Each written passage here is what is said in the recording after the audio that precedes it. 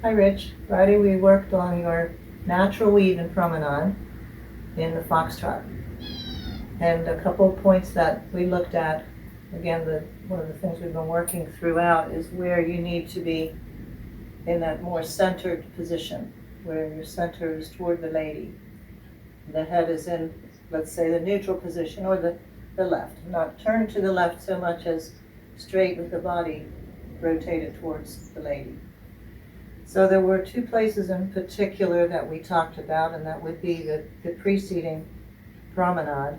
In your routine, you're doing a hover telemark or twinkle to promenade, and then we're following that with a natural weave, and you're dancing a half turn on your natural weave from the beginning of it through step 3. You can also do less turn, and I will demonstrate that if we would be in a corner. So the first thing is to make sure that when you're coming out of your hover, and maybe we'll cover that this week because I can see a few issues with the hover telemark. You want to make sure that you don't rotate to the left, twist your feet, and end up square. Just as a note on the hover telemark, we are line of dance on step 2. We're not facing diagonal center. You are line of dance, and then the direction of your next step is going to be diagonal center, but my body is still facing the line of dance. So when I put my frame up and I'm looking to the left of my spine, right, not left over this way, but a straight, feeling of straight, rotating the body. So I'm centered towards my girl. So I'm not flat, and I have not twisted my feet. So this puts me in the correct position now to dance step 1 of my natural weave and promenade. My body towards my girl, and I'm stepping in CBPM. So that's the first thing. We don't want that body opened up and then trying to turn back to the right. There is a little bit of a difference in the foot position of the weave on the second step when we're doing it in promenade. This will be side and slightly back because of how we're moving. Instead of in your bronze where you led the lady to a heel turn, that was a side step. But it's important that you understand that all these side steps commence as forward actions. We always keep our swing moving in the same direction. That includes the swing of the legs. So I hope you can see me. I hope I'm far enough back here. As I travel from step 1 to 2, I'm not going to do a movement like that. I am going to swing forward and swing forward with my leg, but I have turn in my body so that by the time the turn is completed, that foot will be side and slightly back, but I have not attempted to turn completely on this foot and let that happen. I move through the foot, moving forward, swinging the leg forward, and allowing the turn to take place. There. And continuing on. It's important too that we don't allow the body to fall back and roll through the heels. So I had asked you that question Friday. Why do you think we roll through the heels? Or what is the problem? What is that telling us? Because I want you to start thinking through these things. So when we're dancing the weave, rolling back through the heels, which is such a common fault, it tells us a couple of things. It tells us our body has gone square, that we've lost the angles and the CBM, and it tells us our weight is not properly poised forward. So when I'm moving back, I need to keep this area free to invite the lady to come forward, but I need to keep this area forward. So it appears then as though we're simply straight.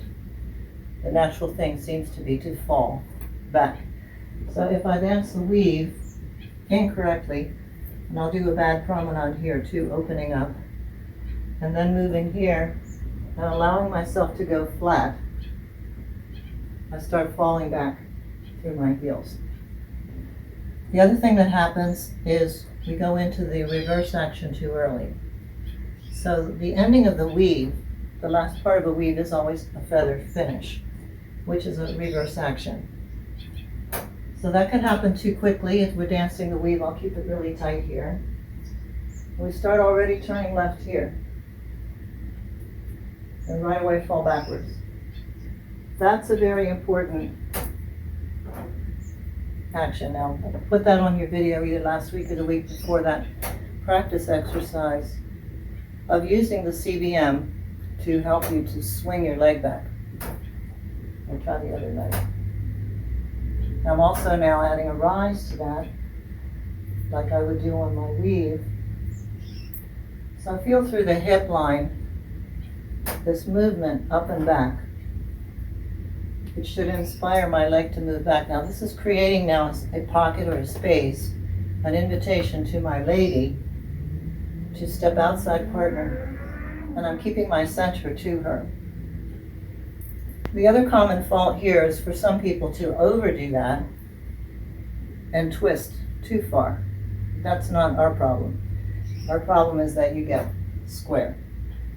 And when you get square, you start turning left too early and sometimes drop back in the heels.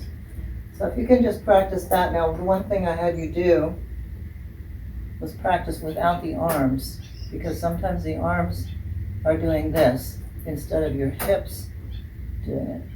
And I'm saying hips because this is much more active. I am moving the shoulder line in the frame some, but it's mostly this activity through here. So that's the invitation to come forward. This assists me in staying forward myself and keeping that nice cushion towards the lady if she's outside partner. Now the rise on this is important, that after step one we're up. So that is a heel toe. We're rolling through the foot there to rise. And then we have all toes. Now you have an option right here on step 4. It's 1, 2, 3, 4. You have an option to come down and put the heel down on the floor. And that's the one that you prefer. So they're both okay. And if you do that, if you come down, then this is described as toe heel. Okay, there's no foot rise there. That heel kisses the floor, and that's the beginning of your reverse action or feather. And you did that really, really nicely on Friday. Instead of coming down heavy, you had really good control there and just allowed that heel to kiss the floor and move out from there. So I don't have enough room to really show all this. So when we were talking about the weave, we're talking about the step number. Then we'd say 1, 2, 3, 4, 5, 6, 7, with 8 being the final step. Make sure though that you're not counting exactly like that in a way that it comes out all quicks, because this is a common fault on the weave too, that we don't get a proper slow here. So there are 2 beats there, slow. So you can count this how you like. A lot of people like to say slow, 1, 2, 3, 4, 5, 6, slow. Or you may like to say slow, quick, quick, quick, quick, quick, quick. Whatever makes sense to you. Just important that you don't count this as all even. That should be a proper slow. 1, 2. Slow. 1, 2, 3, 4, 5, 6. So the couple of places we need to be concerned with, centering to the girl, is entering the promenade. Then I will roll around her, swinging my leg forward. Then I'll continue allowing that turn to happen. Take the right side back without pulling my elbow back. So to me it feels like I'm on a bar stool there. Up on the bar stool. Right here. You see the position there is not square. Now I'm commencing my left turn. I'm not going to do too much. Just let it go to neutral. Let your heel kiss the floor. Continue on, and now you're up again. So we'll take a look at a few of these things in the technique book. I know it helps you to use that as a reference, and it helps you to be able to learn how to use it. So we're going to take a look at a few things in there. So we'll take a look in the chart. I'm also going to use Rudy Trout's book to show you the natural weave, just a few extra notes that he has in there that are not in the Imperial book. And also, we used this a few weeks ago to clarify your alignments, especially the ones where you're against the line of dance. So I'll show you on here how the weave could be danced from two different alignments. The one that we're doing, we're moving diagonal center. So we're doing the larger turn than if we were starting on the short wall, but I will show you how you could do this around the corner also. Now in our plan currently, we've come out from the short wall. We've done the wave, and we've used an open impetus turn and a feather ending. And that's taking us now for our hover telemarker twinkle, diagonal wall. And then we're going to be turning for you to face the line of dance, and then you'll be traveling DC.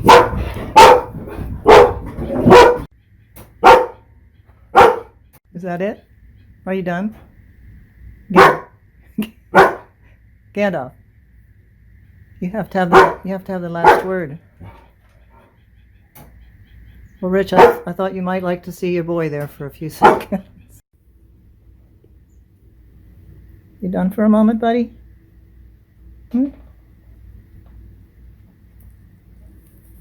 Okay. All right. Hopefully we'll have a moment of quiet here. Okay, so we've come from the short wall to the hover, and now you're starting your weave going this way in Promenade, and then you're going to be swinging all the way around to continue moving that way. And then when you come out with the feather finish, then you'll be coming out diagonal to wall. So that's where we're going from here, and then making the large turn all the way in front of the lady. We could also dance from here where we've danced our open impetus turn, coming out diagonal wall. And we could eliminate the hover. Of course, we want to use that figure, so we're not going to. But we could start our weave then, diagonal wall. And in that case, then, as you swing around the lady, you check your turn, and then continue on in the same direction. And come out also, diagonal wall. But you can see from here you don't have as far to turn if you're moving this way as you do if you're moving that way. So when you were saying that you were thinking of the weave as a check mark, and indeed in the waltz your weave is very much like a check mark when you do not the natural weave, but our weave from Promenade. But in the foxtrot, if we did it from the corner, it's very much like a check mark, because we have to start the turn and check it a little bit and then move out from there. I'm going here to Rudy Trout's new book because he has a few extra notes on the natural weave commenced in Promenade in the Slow Foxtrot. And there you'll see that he has the man doing the first two steps, right foot forward in Promenade position in CBMP, so make sure that's in CBMP. The left foot to the side and slightly back, and as I mentioned, you start that with a forward swing and you allow the foot swivel to occur. And obviously the lady has no heel turn here.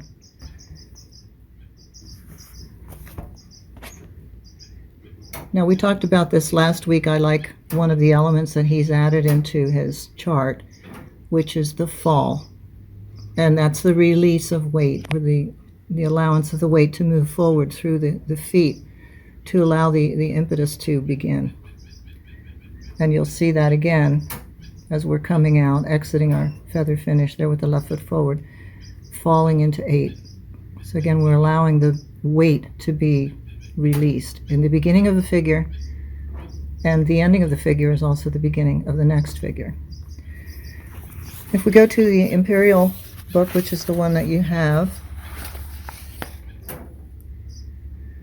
the natural weave is in the associate, or in the bronze, on page 50, and here is the one that you were doing in your bronze routine. And we do not start from facing the line of dance. We were always starting at diagonal to wall and then moving to backing DC. In that natural weave, the lady has a heel turn. Now down here in the notes, there are extra notes of the natural weave being commenced in Promenade, but it only gives you the notice of the change in the lady's part, that she doesn't do the heel turn. So I thought I would take a look at Rudy's book also. Last week you got a little confused because you were referencing this one, the natural hover telemark, instead of the natural telemark. We have a lot of the language that's the same, and I guess this can be a little bit confusing. So page 59, there we go. That's the natural telemark. That's the one that we've been working on. And you'll see there that you rise at the end of one and then you're up throughout. If we go to page 71, which is the one apparently you were looking at, the natural hover telemark, you'll see that there's a heel pull danced in this one. So obviously then if you look at the rise and fall, you're going to get a whole different picture. So that's for another day, but just so that you see, there are some terms that you'll see a lot. You'll see hover and you'll see telemark and of course natural right turning figure, but we want to make sure we're on the right page.